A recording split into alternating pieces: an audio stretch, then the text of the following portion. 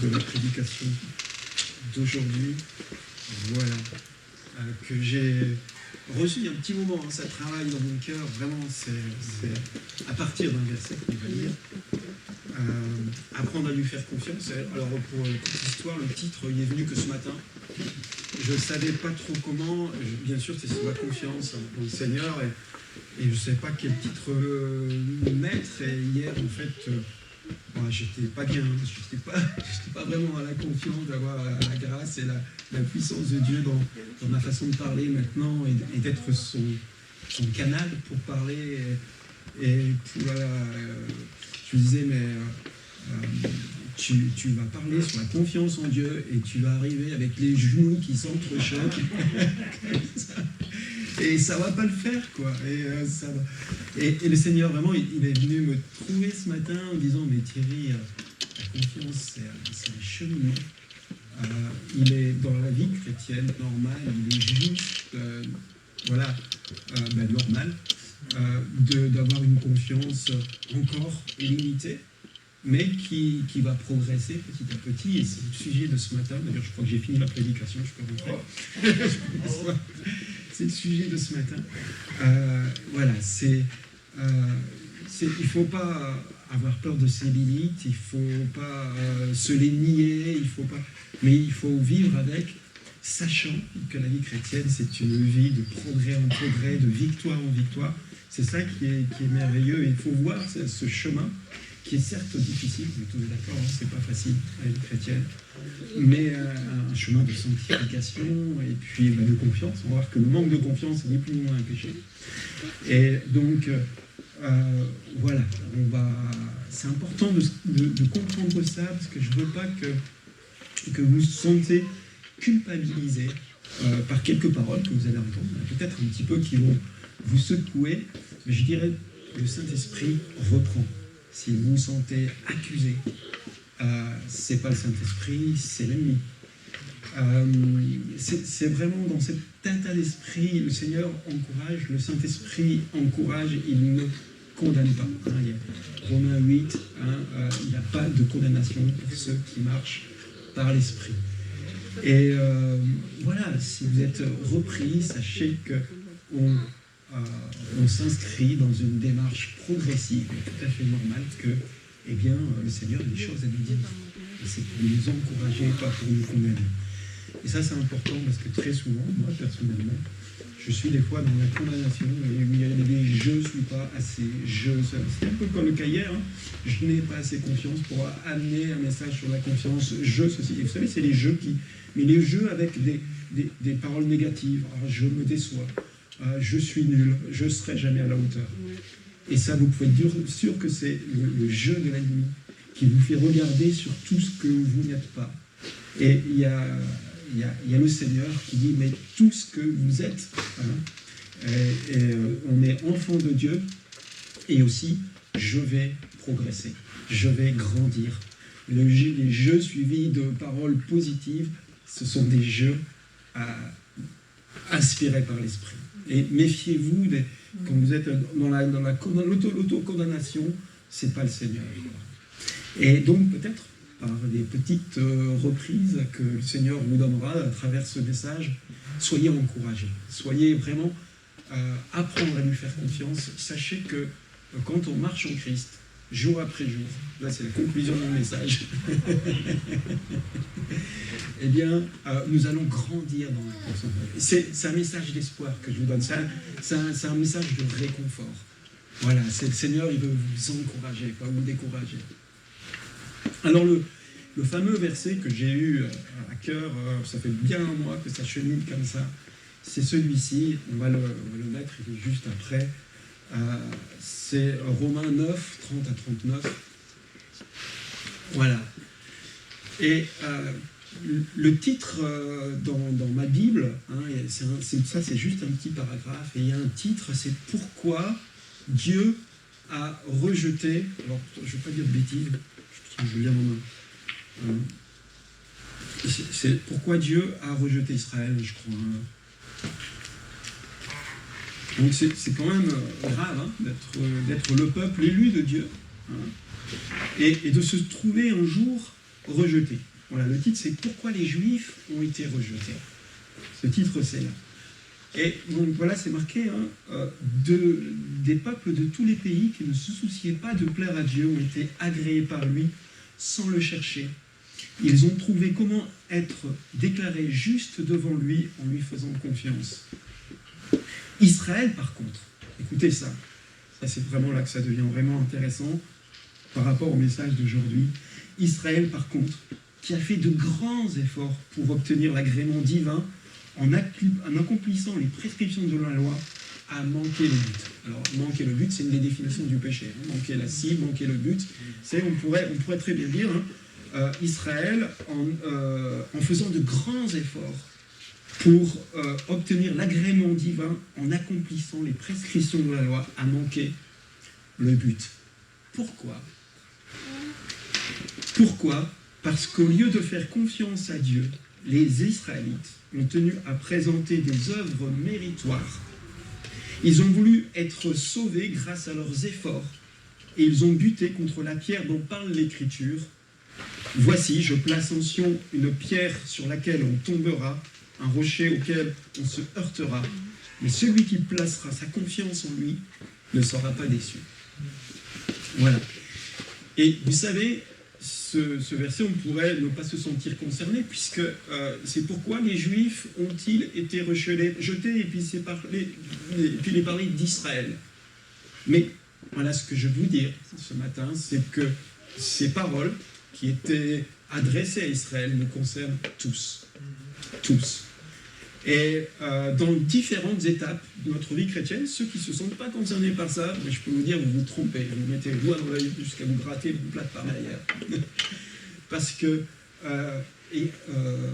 ça nous concerne tous à différentes étapes. Je dirais qu'au début de la vie chrétienne, ça nous concerne beaucoup, et petit à petit, eh bien, on tombe de moins en moins dans le piège de faire des efforts comme des œuvres méritoires. Qu'est-ce que ça veut dire ? Ça veut dire qu'on se sent bien dans notre relation à Dieu uniquement quand on a fait des choses. Et non pas parce que nous sommes enfants de Dieu. Ce qui est terrible, je trouve, mais c'est terrible dans l'Église, c'est que souvent, c'est des gens extrêmement motivés pour accomplir des œuvres, pour servir le Seigneur.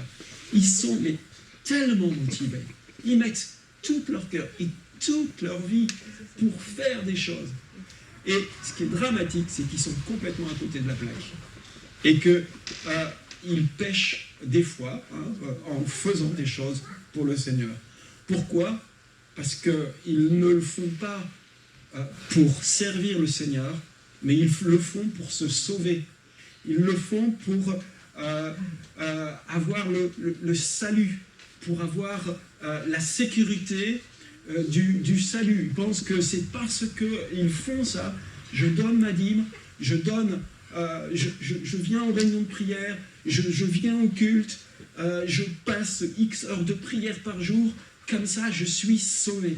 Si le raisonnement est comme ça, ben vous êtes en train de pécher, on est à côté de la plaque. Et alors, vous dites, mais oui, mais ça je le sais, ça je le sais. Ah oui, vous êtes sûr que vous le savez? Ben moi, très régulièrement, mais je suis repris en mon fort intérieur. Je me rends compte que je n'œuvre pas pour mon Dieu, pour servir mon Dieu parce que je l'aime, que je veux l'honorer, mais que je fais pour me sauver parce que j'ai ma conscience qui m'accuse. Et si tu fais pas ça, eh ben écoute, t'es pas digne de Dieu, etc. Ça vous arrive pas? Écoutez, si on rentre dans ce schéma-là, on n'est jamais tranquille. On n'a jamais la paix que le Seigneur Jésus a voulu nous donner. Je vous donne la paix. On ne l'a jamais parce qu'on n'en fera jamais assez. Jamais. Vous priez, oui, mais attends, mais tu as envie de prier pour telle personne, telle personne, telle personne. Vous donnez la dîme, vous dites, oui, mais tu vois que tu regardes cette femme qui, dans le temple, a donné plus que son nécessaire, tu as donné plus que ton nécessaire. Vous venez aux réunions, etc. Oui, mais un jour, j'ai mon papa qui est souffrant, mais non, je viendrai à la réunion parce que je ne raterai aucune réunion, etc. Vous comprenez, vous n'en ferez jamais assez. Et il y a une phrase dont je me méfie, que j'entends beaucoup dans l'Église, c'est être en règle avec Dieu. Ah oui, mais moi, il faut être en règle avec Dieu. Ben, je peux vous dire une chose. Vous ne serez jamais en règle avec Dieu. Vous ne serez jamais en règle avec Dieu. Parce que vous pécherez. C'est l'apôtre Jean qui disait, mais celui qui ne pêche pas est un menteur. Celui qui dit qu'il ne pêche pas est un menteur. Et vous n'en ferez jamais assez sur terre. Vous n'en ferez jamais assez pour votre Dieu. Vous ne serez jamais en règle. Et la bonne nouvelle de l'Évangile, c'est parce que le Seigneur savait que nous ne serons jamais en règle dans notre vie, parce qu'il nous arrive de pécher. Eh bien, qu'il est venu nous sauver, non pas sur le critère de ce que nous soyons capables de faire tout ce que le Seigneur nous demande, mais sur le critère de la foi et la confiance dans l'œuvre qu'il a accomplie. Et c'est ce que dit ce passage, c'est qu'Israël ont refusé la croix, ont refusé que l'œuvre de Jésus sur la croix était suffisante pour nous sauver, et que de ce fait, eh ben, il y avait c'était suffisant, quoi. Et ce que je veux vous dire, c'est qu'à travers ça, c'est que mon conscience revient, et que oui, si en fait il y a une seule façon d'être en règle avec Dieu, vous savez quoi? C'est de lui faire confiance. C'est la seule façon d'être en règle avec Dieu. Alors je ne suis pas en train de vous dire que, oh oui, mais alors on s'assied, puis on attend que ça se passe, etc. C'est pas vrai. Je veux dire que bon, on ne va pas rentrer dans le débat, c'est pas le sujet d'aujourd'hui, hein, on est bien d'accord. Mais que on va grandir dans le service, c'est ce que je démontrais maintenant, on va grandir dans le service et dans la relation à Dieu si on base notre vie sur la confiance. Alors, c'est pas nouveau, on le sait, peut-être que certains vont dire, mais Thierry, je le sais, mais je dis, oui, mais d'accord, mais tu es sûr qu'au fond de toi, tu fais confiance en toutes choses en Dieu. Mais si on faisait confiance en toutes choses en Dieu, ben on serait sans arrêt dans la rue dès qu'on voit quelqu'un boiter, et on poserait sa main sur lui, mais le Seigneur m'a dit que je devais prier pour les malades, pour qu'ils soient guéris. Vous osez tout le temps faire ça? Vous osez tout le temps témoigner devant des gens qui sont hostiles? Est-ce que vous êtes d'une audace et d'une confiance totale en tout temps, en chaque instant dans le Seigneur? La réponse, parce que si on s'examine, si on est honnête avec soi-même, c'est que des fois on est bien défaillant. Voilà. Et mon message d'aujourd'hui, c'est de dire à la fois c'est un peu normal, parce qu'on grandit peu à peu dans la foi en Dieu, mais en même temps, il ne faut pas se contenter de ça. Il faut viser le perfectionnement dans la confiance qu'on a en Dieu. Moi, il y a plein de façons d'aborder, parce que quelque part on parle de la foi, là. La confiance dans le Seigneur, c'est la foi, et il y a plein de définitions de la foi, tout le monde n'est pas d'accord, mais moi j'aime bien mettre à la place du mot foi, c'est la confiance. Pourquoi? Parce que j'aime cette relation en Dieu, et on dit qu'on fait confiance en quelqu'un. Hein? On ne dit pas j'ai foi en toi. Quand on parle, on ne dit pas à quelqu'un tu me donnes foi en toi. Il dit tu me donnes confiance, j'ai confiance en toi. Et moi j'aime bien cette relation avec Dieu. J'aime bien cette communion avec Dieu. Et il devient peu à peu un être familier pour moi. Et moi j'aime bien, oui, je veux rentrer dans une relation de confiance. Et donc, l'objet de notre confiance se porte sur deux aspects. Hein, c'est ma façon de voir les choses. Hein. Pour aujourd'hui, le premier aspect, il se porte sur la personne de Christ et ce qu'il a fait. Voilà, ça c'est un fondement solide de notre vie en Christ. Et deuxièmement, il se porte aussi, si on a confiance en Christ, on a aussi confiance en ce qu'il a dit. Vous comprenez? Et ce qu'il a dit, c'est notre deuxième objet de confiance. Oui, on fait confiance en ce qu'il a dit.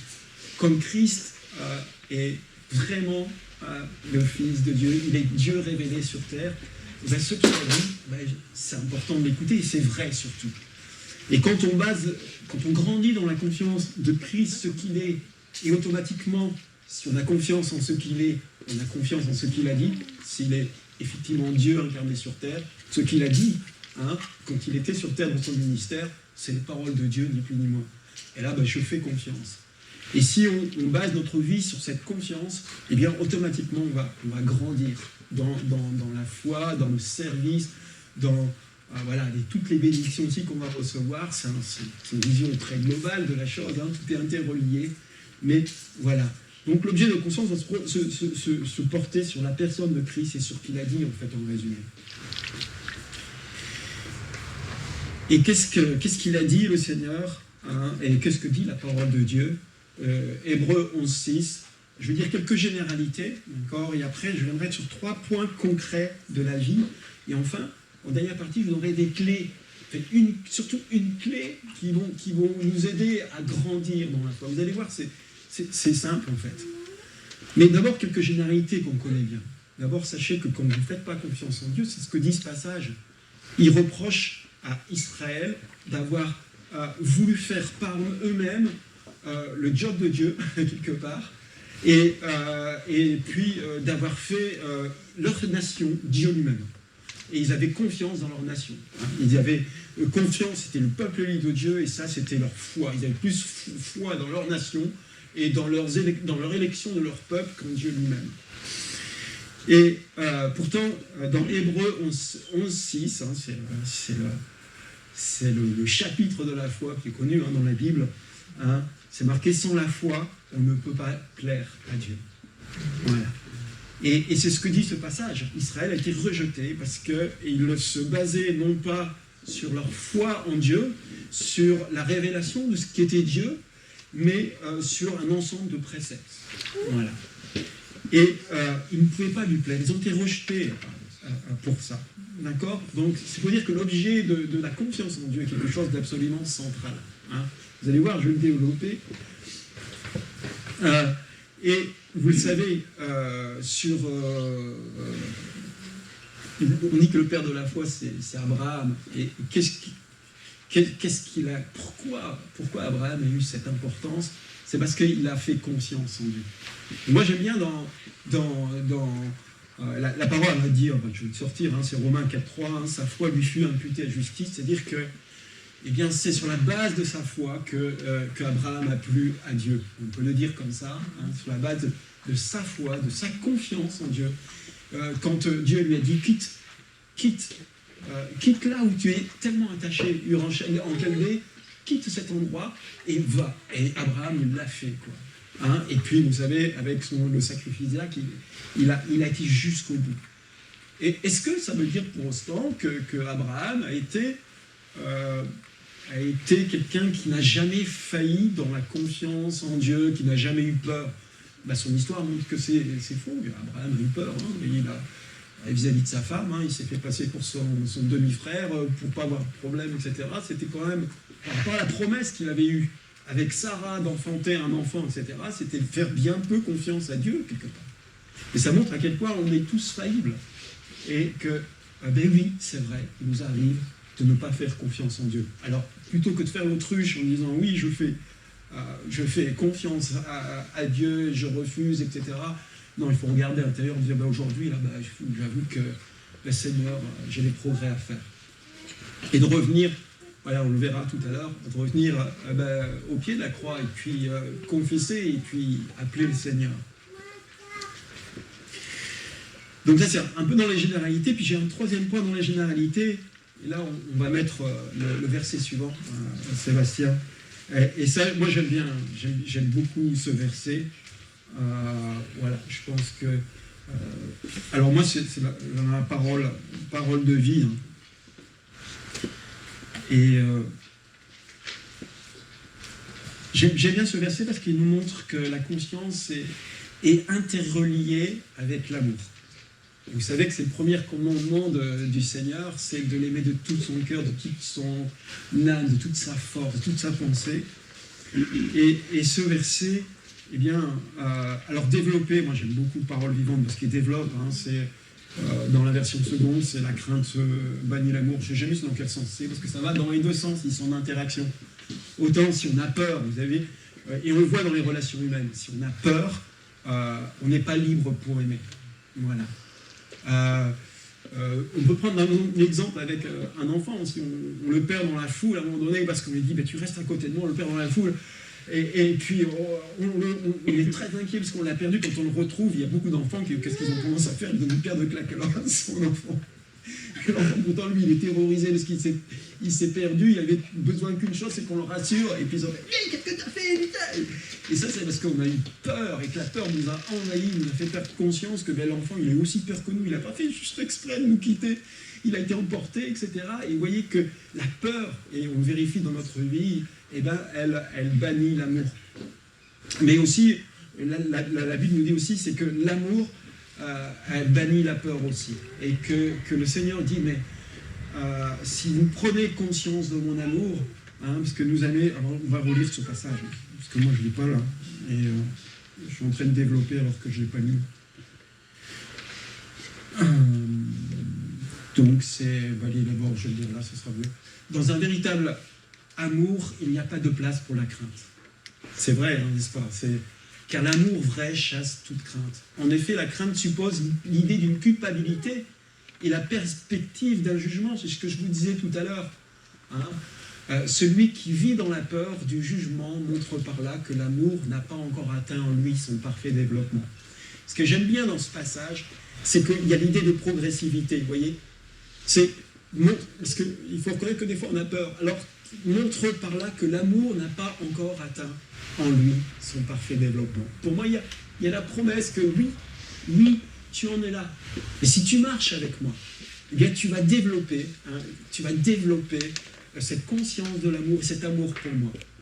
Quant à nous, nous aimons parce que Dieu nous a aimés le premier. Et le Seigneur, oui, petit à petit, il va vous révéler, en marchant avec lui, il va vous révéler son amour. Et du fait qu'il vous révèle son amour, que vous prenez cette conscience, vous avez aussi un amour qui grandit en lui. Et que ce développement de cet amour en lui, eh bien, développe votre capacité à lutter contre les craintes, votre capacité à développer la confiance en lui.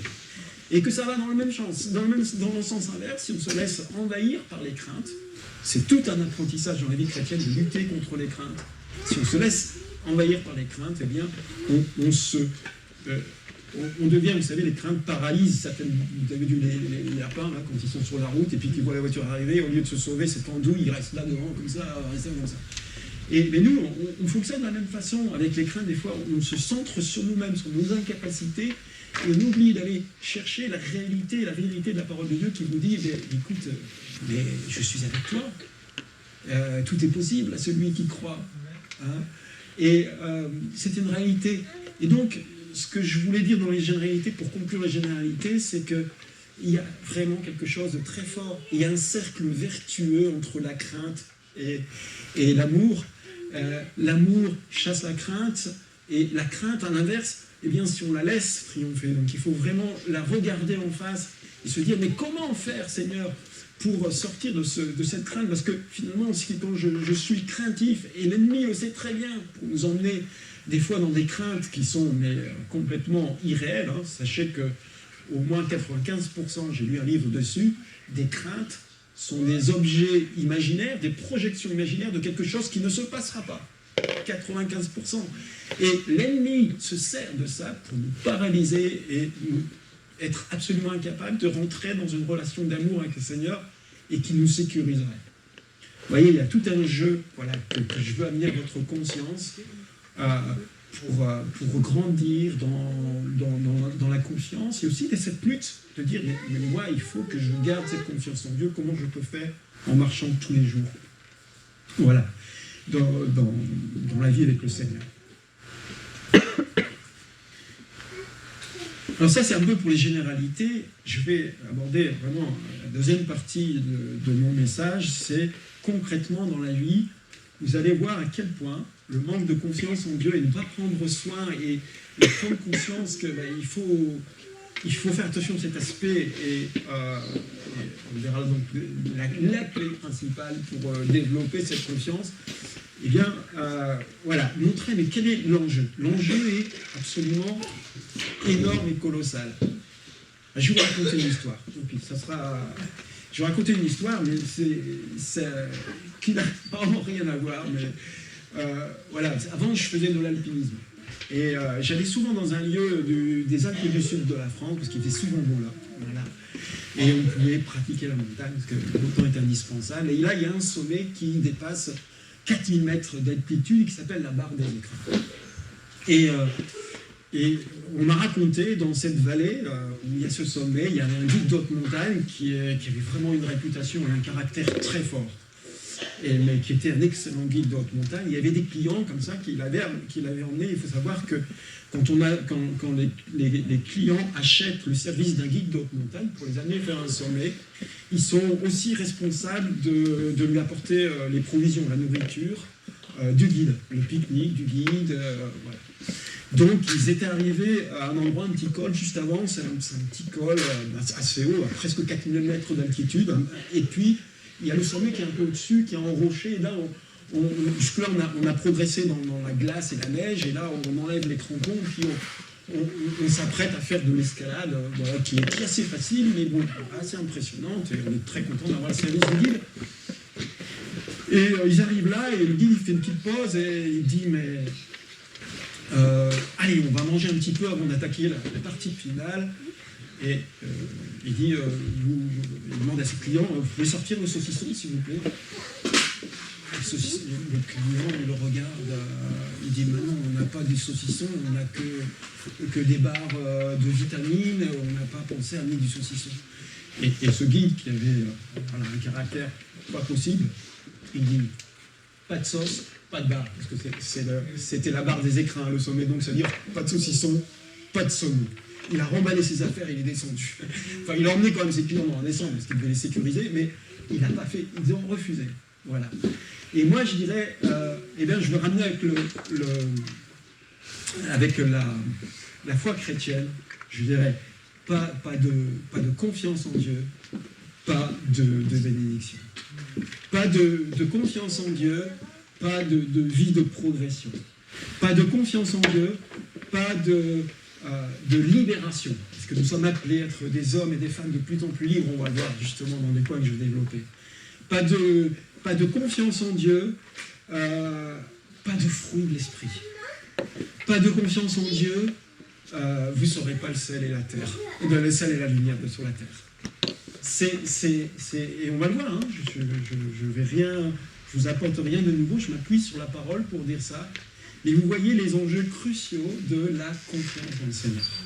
Et vous voyez, à travers aussi, ce que je viens de vous dire, c'est à quel point c'est manquer le but que de ne pas faire confiance au Seigneur. Alors, pourquoi je vous ai dit maintenant, pas de confiance en Dieu, pas de liberté en Christ, on va mettre le verset suivant, Jean 8, 32, que qu'on connaît tous très bien. Hein. Voilà. Et si vous vous attachez à la parole que je vous ai annoncée, et si vous vivez conformément à ce que je vous ai dit, alors vous serez vraiment mes disciples. Vous comprendrez la vérité, et la vérité fera de vous des hommes libres. Et alors, je n'ai pas mis exprès le début du verset juste avant. À qui s'adressent ces paroles? Eh bien, s'adresse aux Juifs, c'est écrit, hein, le début du verset 31 qui est juste avant, je vous le lis, s'adresse aux Juifs qui avaient cru en Jésus. Aux Juifs qui étaient convaincus de ce que Jésus était le Fils de l'homme, le Fils de Dieu, qui était Dieu incarné, qui était le Messie. Ils étaient convaincus aussi, puisque c'était le Messie, qu'il disait vrai. Alors Jésus peut leur adresser, parce qu'ils ont foi en lui, parce qu'ils ont confiance en lui, peuvent leur adresser ces paroles. Puisque vous me faites confiance, vous connaîtrez la vérité, et la vérité fera de vous des hommes libres. Voilà, c'est sur cette base. Et c'est sur cette base qu'ils ont cru Dieu, et que nous devons croire le Seigneur quand il nous dit, eh bien, vous avez été crucifiés sur la croix avec moi, vous êtes morts au péché. Parce que vous serez libre, dans le contexte de ce passage, vous serez libérés de quoi? Mais de la puissance du péché. C'est bien de la puissance du péché et de tout ce qu'il y a de mauvais en nous, dont nous allons être libérés. Alors, je dois le dire progressivement, c'est clair. Hein, mais si nous n'avons pas confiance en ça, nous sommes foutus. Parce que vous allez remarquer que nous tombons des fois régulièrement dans le péché. et que des fois il y a de quoi devenir schizophrène en disant mais Seigneur, tu dis que je suis mort en péché, mais moi aujourd'hui je viens d'insulter quelqu'un. Mais c'est quoi ça? Je ne comprends pas. Et eh bien oui, eh bien la réalité c'est que nous sommes crucifiés. Alors il y a une vérité qui libère énormément, c'est que nous ne sommes plus condamnés. Le Seigneur sait que nous avons péché, mais qu'il est mort pour nous, je l'ai dit au début de ce message, et que ça c'est extrêmement libérateur.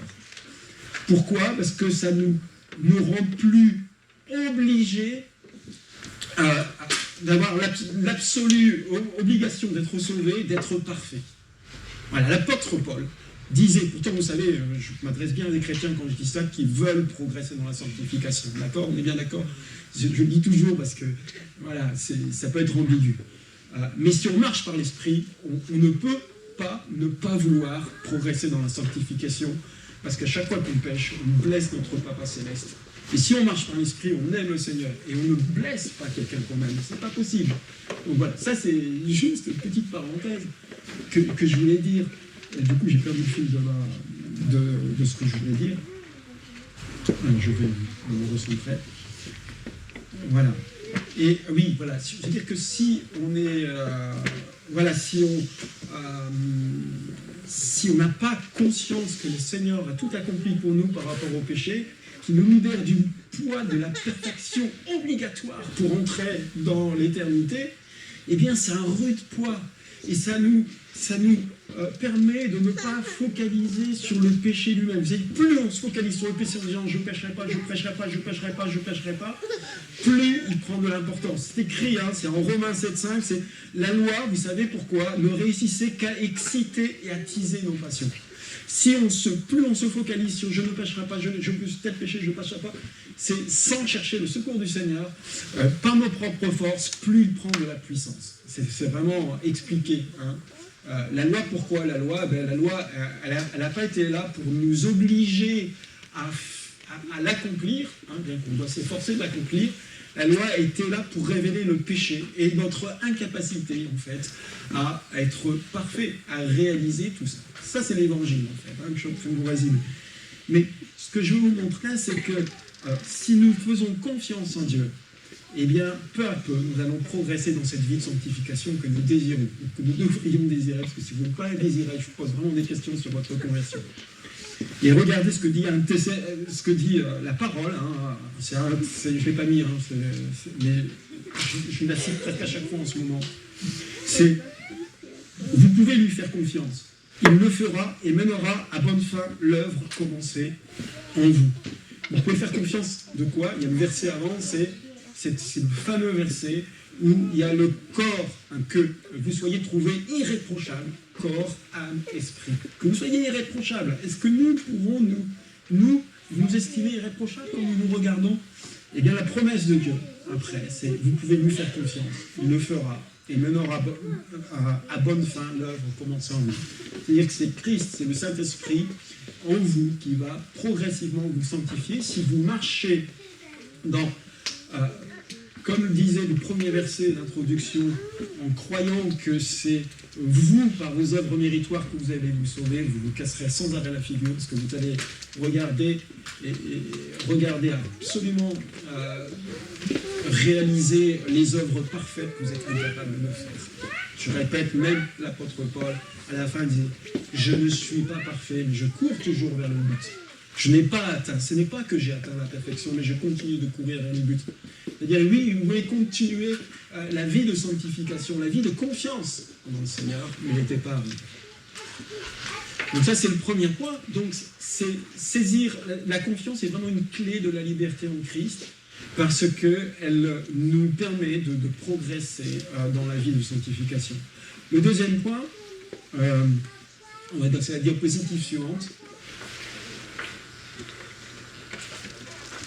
Voilà.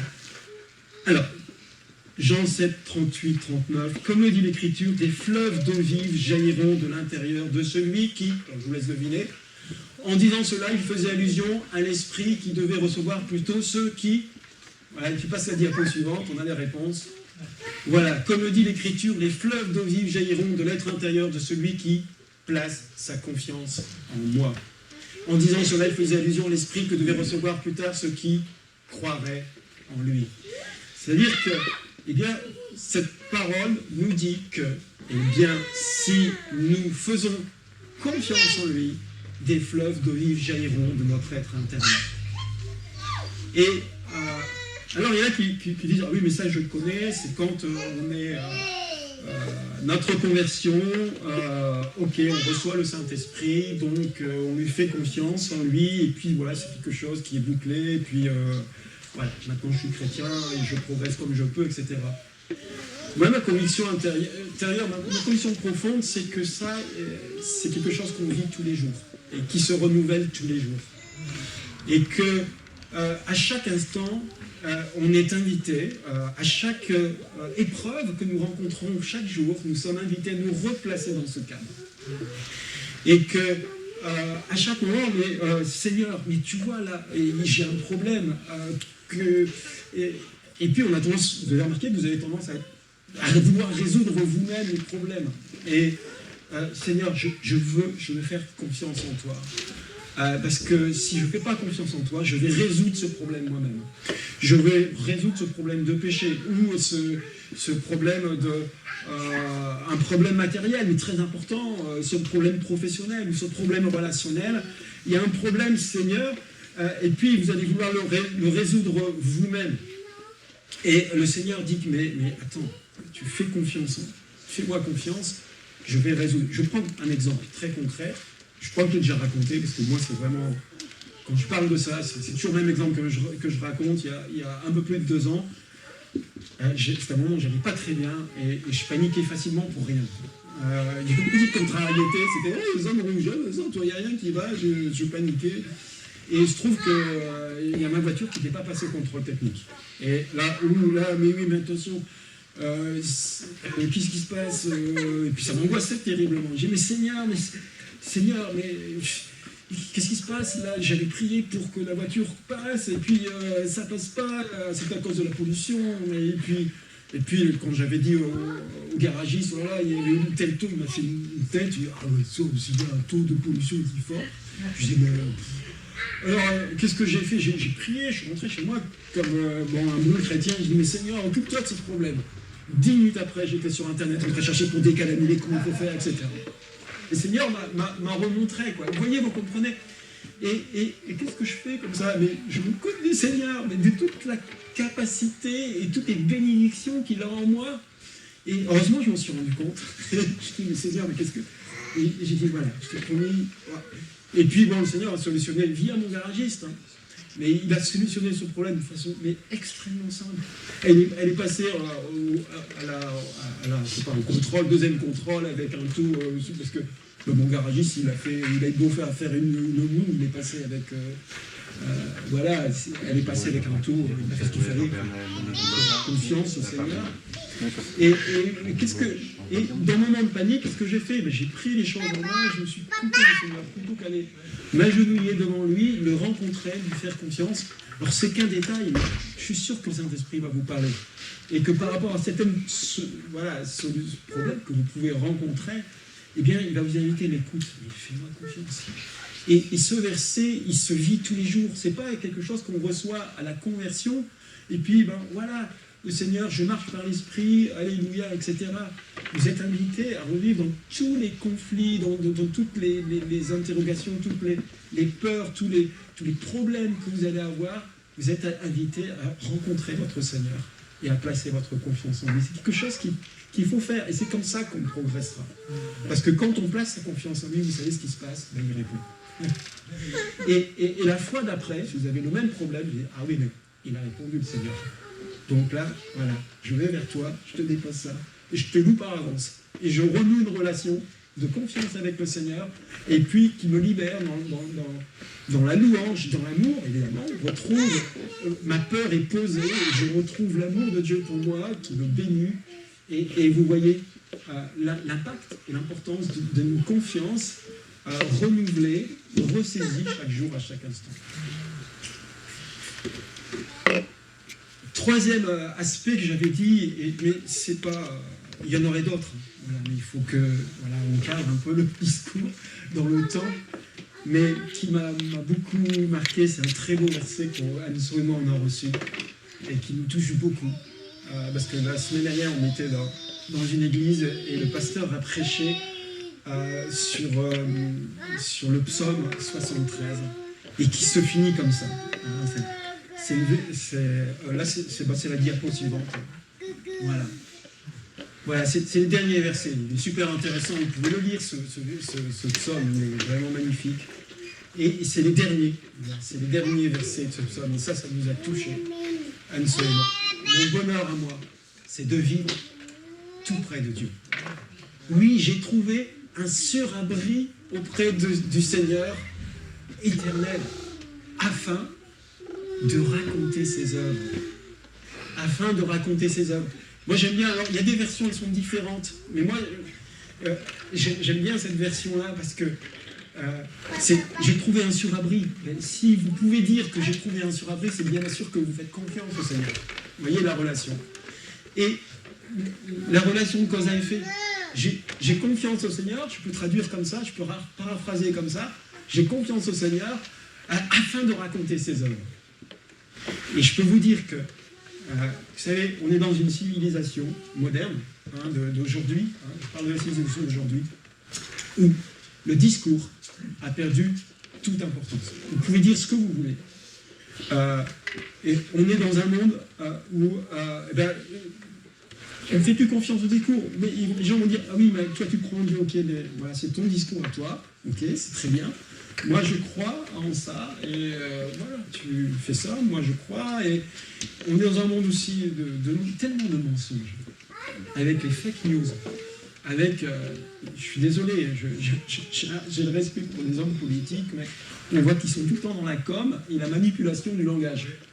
Et quelque part, c'est cacher une certaine partie des choses, et puis voilà, on est dans la manipulation du langage. Et le langage, il a perdu toute sa force. Il n'y a qu'une chose avec laquelle vous pourrez convaincre que votre Dieu est vraiment Dieu. Eh bien, c'est par une vie profonde de foi, en disant, moi j'ai trouvé la vérité. Et que cette confiance en Dieu que vous avez en ces promesses, elles sont réelles. Et ça va toucher les gens. Et les gens, vous savez, ne se trompent pas. Quand vous avez de la prestance, parce que cette foi en Dieu, cette confiance en Dieu va vous donner de la prestance dans votre témoignage. Quand vous avez cette prestance, eh bien ça ne trompe pas. Et moi j'ai une petite anecdote de quelqu'un qu'on ne peut pas nommer, parce qu'en fait c'est un haut fonctionnaire d'État, il est sous-préfet, qu'on a rencontré cet été. Et lui, il ne peut absolument pas témoigner. Vous comprenez, il est dans le ministère qui est aussi le ministère des cultes. Et il est en tant que fonctionnaire de l'État, il est vraiment... Et ça le frustre d'ailleurs. Ça le frustre terriblement. Et c'est quelqu'un qui, on l'a pu le vérifier, qui vit cette foi. Il a vraiment le feu. Il a le feu en lui.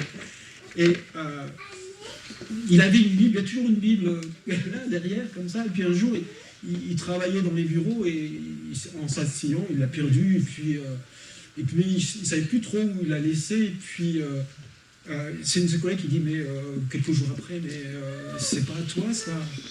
Ah oui, oui, c'est à moi. Donc du coup, il lui témoignait un peu et tout ça. Et il lui dit, mais ah ouais, mais alors c'est ça, quoi.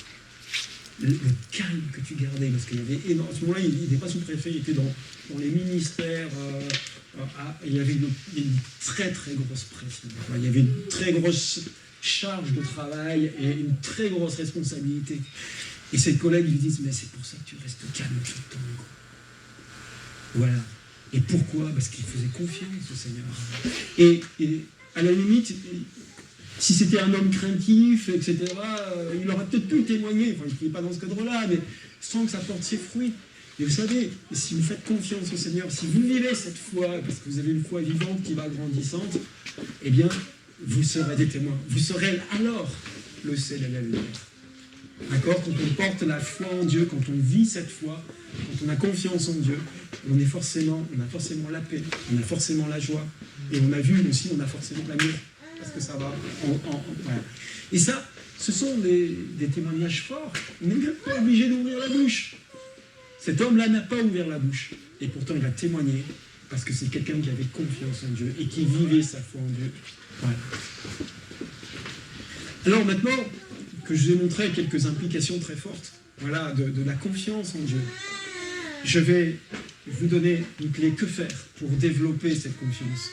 Que faire? Parce que je dirais, bah oui, je peux faire des coups, puis je vous laisse repartir. Mais moi, j'ai reçu un petit message qui vous dit, mais que faire? Vous allez voir, il y a une petite clé et une grosse clé. Voilà. La petite clé, c'est la diapo suivante. Voilà, c'est le contexte où il y a les disciples qui ont prié pour un enfant et n'ont pas réussi à le guérir. Et il y a papa de l'enfant qui vient, donc Jésus, on présente son papa et son enfant, qui est un enfant qui ressemble un peu à l'épilepsie, mais plus que ça, parce qu'il allait se jeter dans l'eau pour se noyer, il allait se jeter dans le feu, etc. Et puis il y avait vraiment quelque chose de démoniaque. Et ces disciples ont prié, ils n'ont pas réussi. Et puis, alors là, du coup, Jésus, il s'énerve un peu, il dit, mais race d'incrédule, etc. Et ça peut partir que par la prière, mais ce qui est intéressant, c'est ce que dit le papa. Hein, c'est le papa qui parle. Si tu peux faire quelque chose, aie pitié de nous et viens à notre aide. Si tu peux, répliqua Jésus.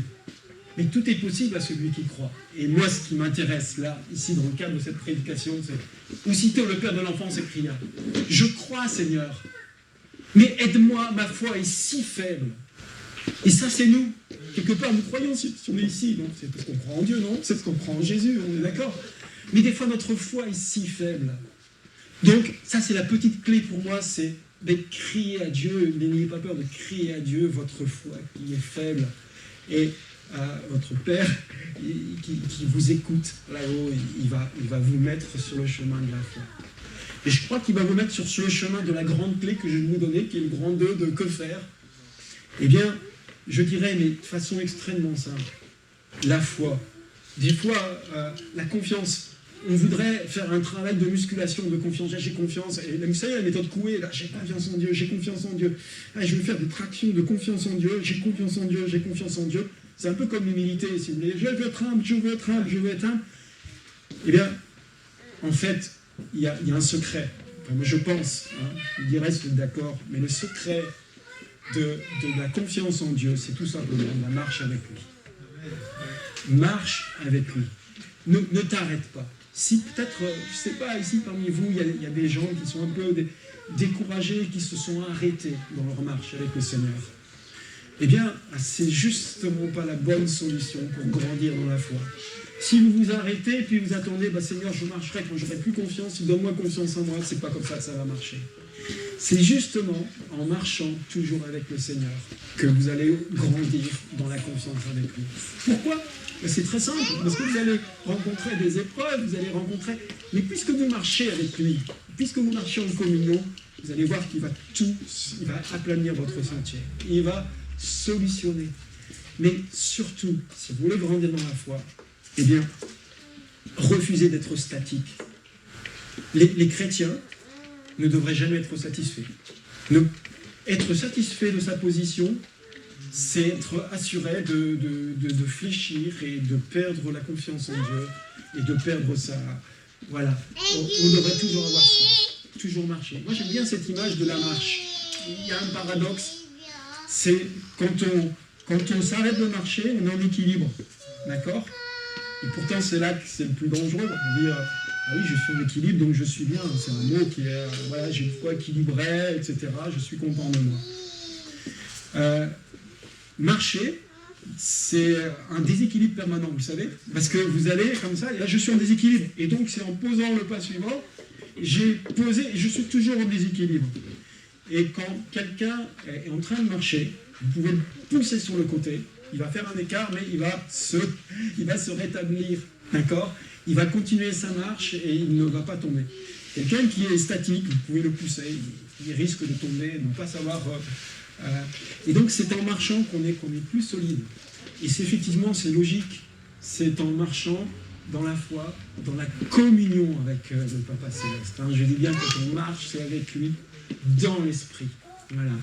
Et bien que votre foi va grandir. En fait, il n'y a pas de technique pour augmenter sa confiance.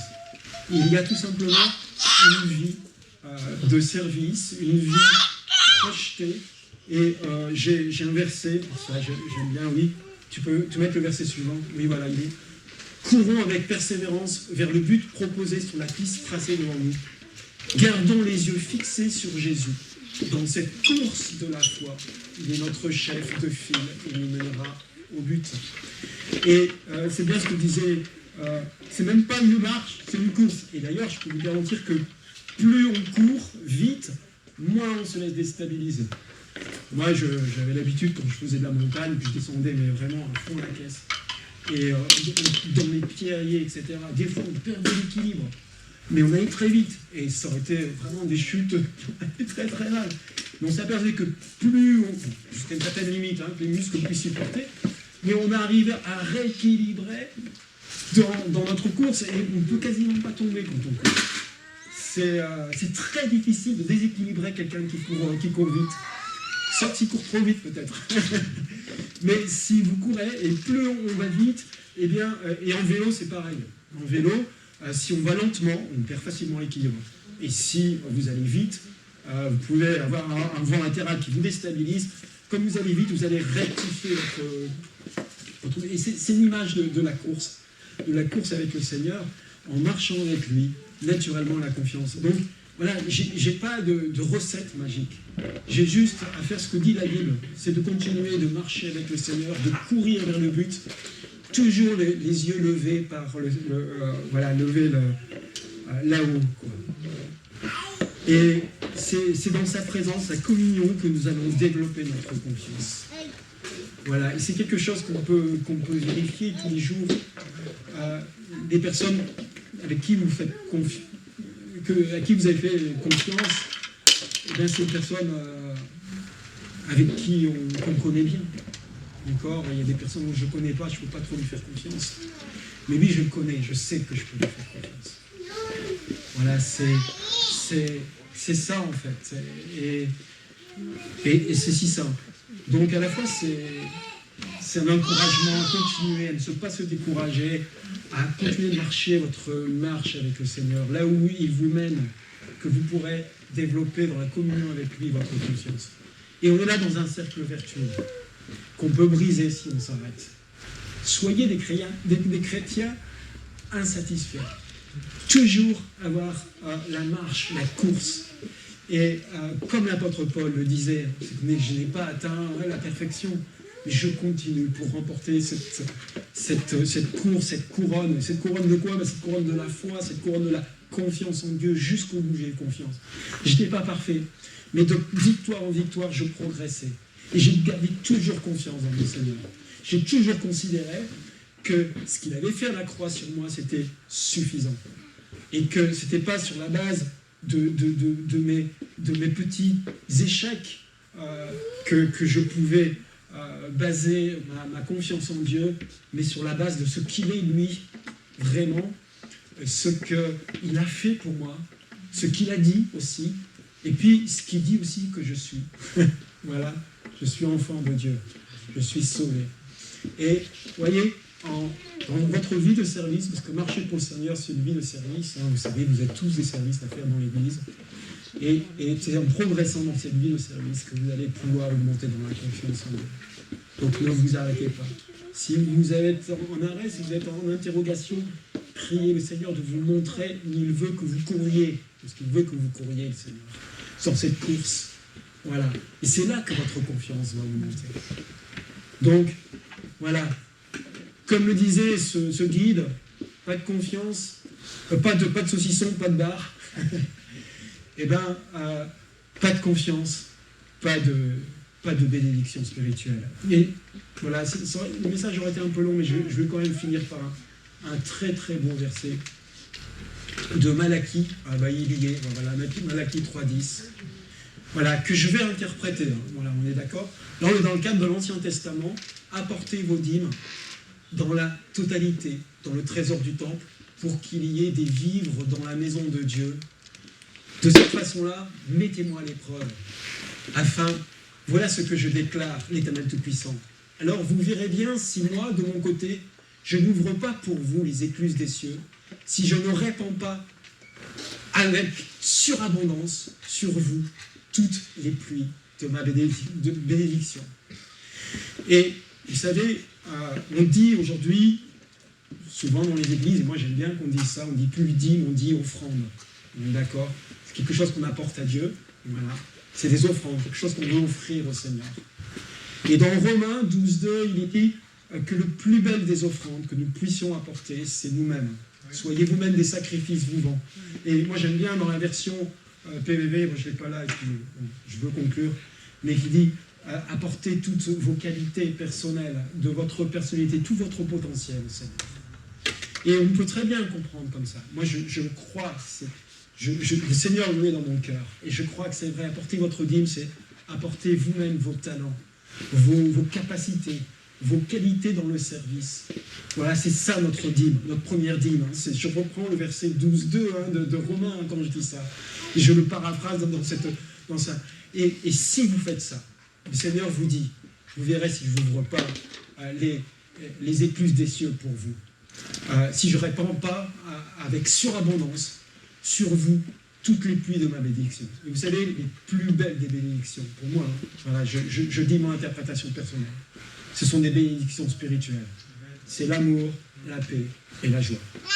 Et ça, je peux vous garantir que si vous apportez comme dîme votre personne en sacrifice vivant pour servir le Seigneur, eh bien, c'est Dieu qui le dit, c'est le Seigneur qui le dit. Vous verrez s'il ne répond pas à la bénédiction. S'il ne vous donne pas plus d'amour, plus de confiance, plus de paix, plus de joie. Vous verrez. La réponse c'est si. Les serviteurs de Dieu qui avancent comme ça, vous le diront. C'est vrai, c'est juste. Oui, c'est vrai, nous rencontrons des épreuves où notre foi et notre confiance est mise vraiment en contribution, etc. Mais si vous marchez, vous allez grandir et vous allez avoir des bénédictions. Et cela aussi parce que votre confiance en Dieu va grandir. Voilà, c'est le message que j'ai à vous partager aujourd'hui. Voilà, Seigneur, merci Seigneur que ce message tombe au fond de nos cœurs, que ta parole tombe au fond de nos cœurs, et que tu puisses vraiment ancrer, Seigneur, cette vérité, que c'est dans la communion, dans la marche avec toi que nous allons grandir cette confiance, que nous allons rentrer dans un cercle vertueux, Seigneur. Je te demande de parler au cœur de mes amis, Seigneur, de venir, s'ils étaient fatigués, de leur donner le courage de reprendre la marche, la course, Seigneur. De mettre un esprit de service, un esprit de service, Seigneur. Tu nous demandes d'être des serviteurs, Seigneur. Tu nous as montré, Seigneur, dans la chambre haute que nous devons être des serviteurs pour recevoir, Seigneur, que nous devons s'inscrire là, dans cette vie de service, dans cette marche avec toi. Seigneur, donne-nous cette intelligence, Seigneur. Fais-nous rentrer dans ce cercle vertueux du service et de la confiance et de l'amour, Seigneur. Pour ta gloire, Seigneur, et notre joie. Amen.